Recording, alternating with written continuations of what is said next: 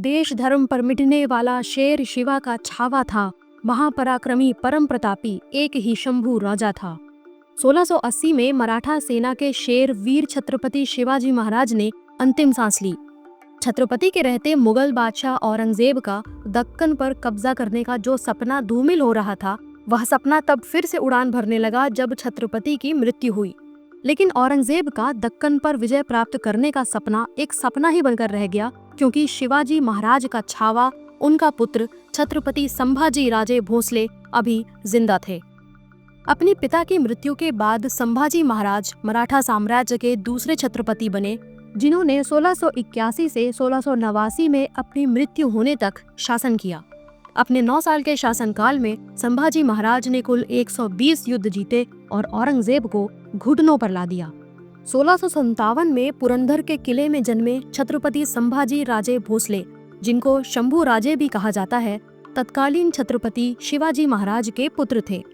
मात्र 2 वर्ष की आयु में उनकी मां साई भोसले का निधन हो जाने की वजह से वह अपनी दादी राजमाता जीजाबाई की देखरेख में बड़े हुए। बचपन से ही बुद्धि और बल दोनों के धनी शंभू राजे ने मात्र 9 साल की उम्र में कई भाषाओं पर अपनी पकड़ मजबूत कर ली थी। वह संस्कृत, कन्नड़, तमिल, उर्दू, मराठी, हिब्रू, पुर्तगाली जैसी 12 से अधिक भाषाओं के एक्सपर्ट थे। किसी योद्धा के लिए शस्त्र के साथ शास्त्र का ज्ञान और किसी शास्त्र के जानकार के पास शस्त्र विद्या का ज्ञान एक साथ मिलना असंभव है।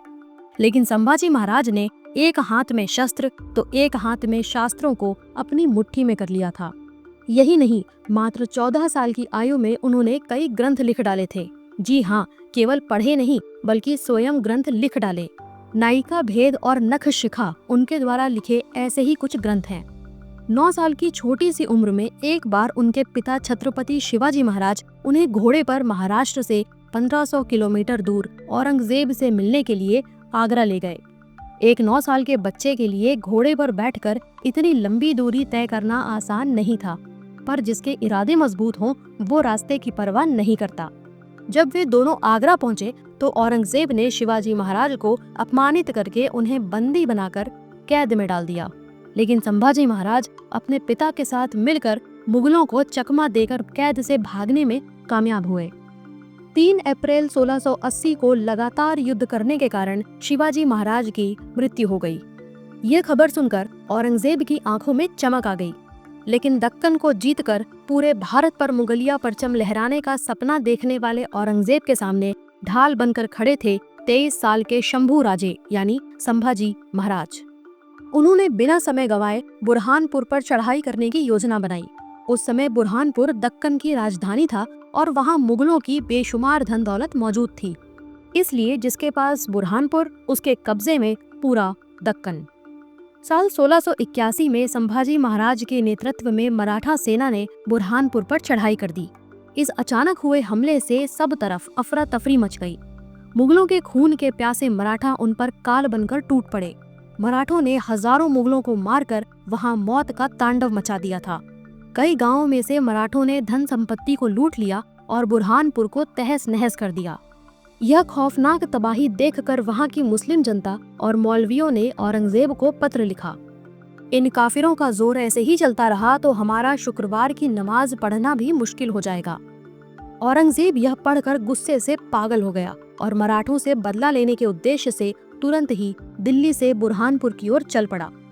उसे क्या पता था कि वह दिल्ली को आखिरी बार देख रहा है, क्योंकि इसके बाद मरते दम तक वह कभी भी दिल्ली का मुंह नहीं देख पाया।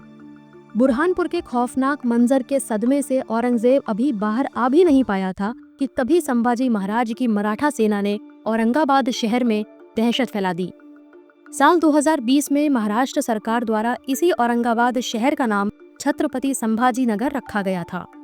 खैर, मराठों ने औरंगाबाद में मौत का ऐसा भयानक खेल खेला कि पूरा शहर संभाजी के नाम से ही कांप उठता था। मुगलों ने घरों से बाहर निकलना बंद कर दिया था।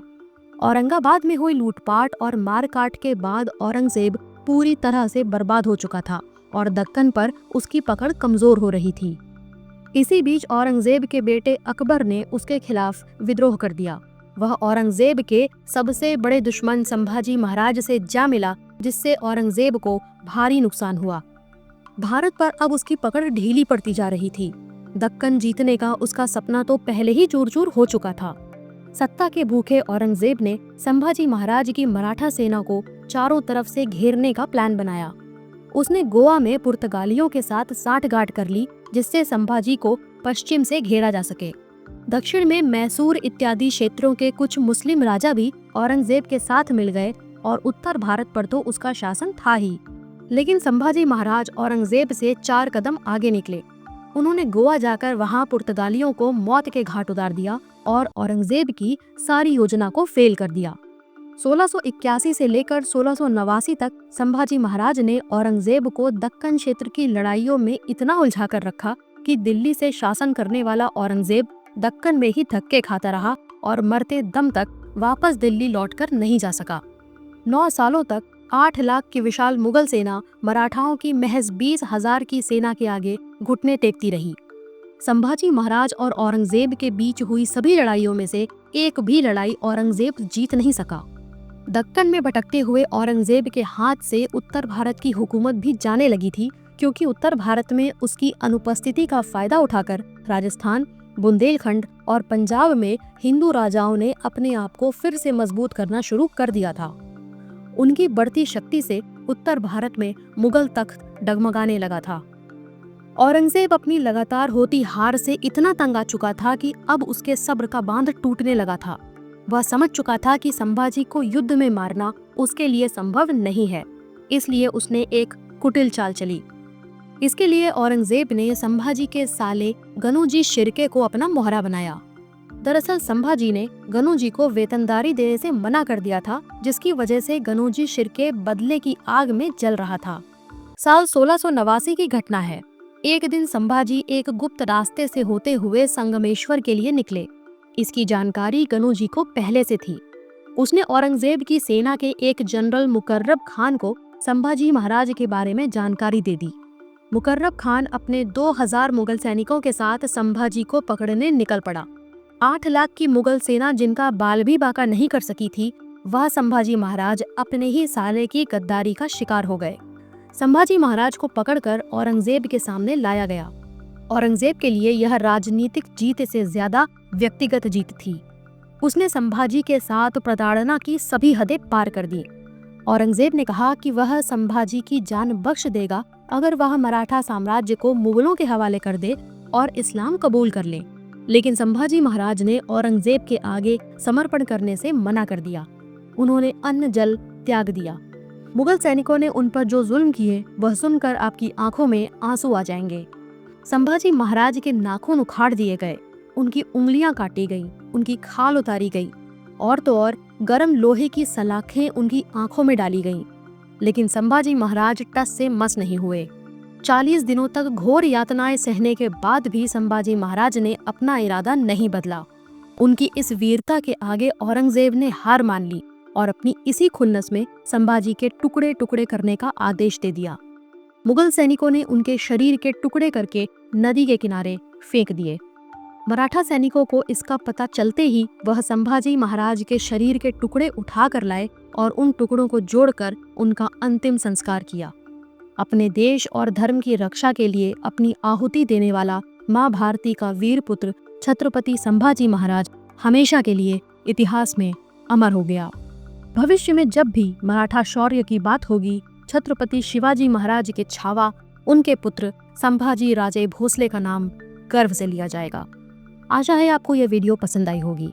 इसको लाइक और शेयर करना मत भूलना और चैनल सब्सक्राइब करके बेल नोटिफिकेशन जरूर ऑन कर देना। See you all in the next video. जय भारत, वंदे मातरम।